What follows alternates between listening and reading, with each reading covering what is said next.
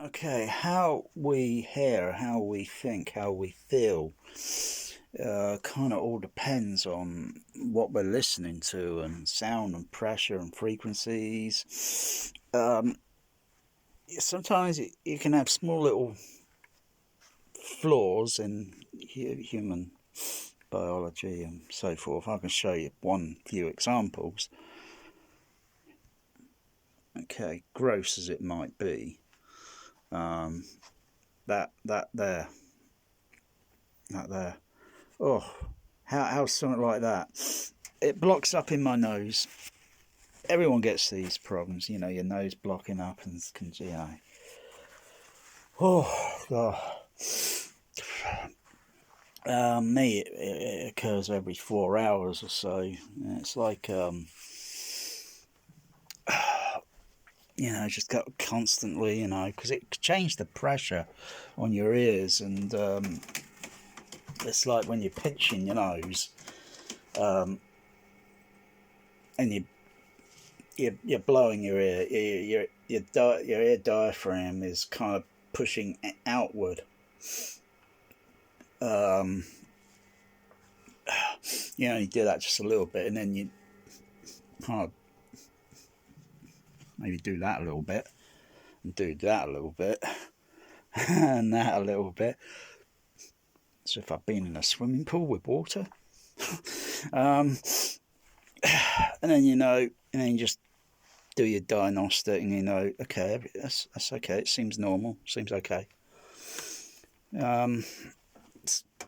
Speakers, loudspeakers, they can have the same sort of thing because they're very mechanically moving parts with the diaphragm moving on low frequencies. It has a piston movement, and as the frequency goes up higher and higher, or if it's crossover frequency or passive or active DSP, and it's filtered, and then it doesn't have much movement that you can see, but there is still something that the movement there, but only it's going very, very fast.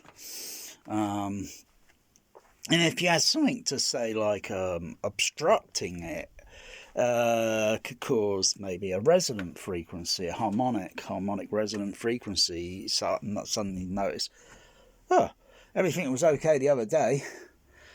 I know I got cats or dogs, or you got children or whatever, maybe a friend that wants to come around and knock it up for you, and then you notice it the next day and you think something doesn't sound right. And then you run all the usual tests, pink noise, sine wave, spot frequency, tone test, because those are the tools to use, and then there's something not right, and then you start to correct it. Yeah, you could have something like, even on a HF horn, the horn could be nicely set up and aligned, and you can have something purposely on the HF horn, and it's going to change its tonal characteristic frequency at some point in the range, or it might disrupt the whole frequency range. Oh gosh, it's better. It's better now. Blow my nose. Can't believe something that size, because your nose passage is very, very narrow. Very narrow. It's like, let's say, holding my fingers here, and when you got an optiscope up your nose and you see how it's moving, when breathing it's kind of moving like that, and it's very narrow, very, very tiny, very narrow.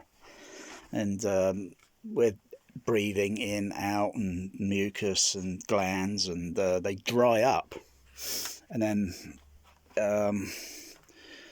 it takes a special tool to insert to find it. Okay, there it is, and then loosen it, and then I can blow it out. Otherwise, forcibly trying to blow wouldn't be very good for your ear, because you could do some damage. It's like, say, when you go on an airplane and you feel that pressure, and what's going there, or what is going on there, is the cabin air pressure equalising for the, because you notice as it's starting the wheels to come off the runway, and then you notice, many seconds into the incline, you notice there's a pressure because they're equalising the pressure. And what happens there is your eardrum is going inward, and that's why you're doing that. So, to compensate until the plane's at the altitude, and then the pressure on the cabin is equalised, and it's the same with going underwater, I think. You do the pinching because you got water that's slightly going into your ear canal. It's better to have something, to wear a wasset, but you still notice the pressure. You still notice the pressure there.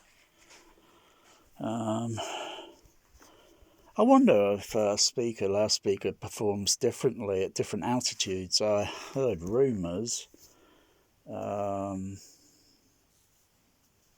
I wonder if, say, a loudspeaker of the same type, and you have one that's playing at sea level, and then another one that's playing at a slightly higher altitude. Air pressure, temperature, there's so many factors, and they're going to change, particularly the speed of the velocity of the sound will be slower. Higher up you are, the air gets colder, until eventually there is none, because you're in outer space. And I'm still curious about whether you could hear a sound or something if anything would to show up on instrumentation, because you've got radio astronomy and you've got all these planetary space probes going around the universe, and they capture sounds from Neptune, Jupiter, Uranus, the Voyager probes, and they capture these sounds. And even our own planet, because we have I think it's something to do, I'm not sure, I think it's the ionosphere, where our radio signals, they travel up a few thousand miles, and then around the, when the conditions are okay, you can do long distance radio talk. It's really wild when doing radio chatter, because my signal's moving at the speed of light, and yet the person on the other end hearing the modulation is hearing the sound at the speed of sound, and yet it's moving at the speed of light.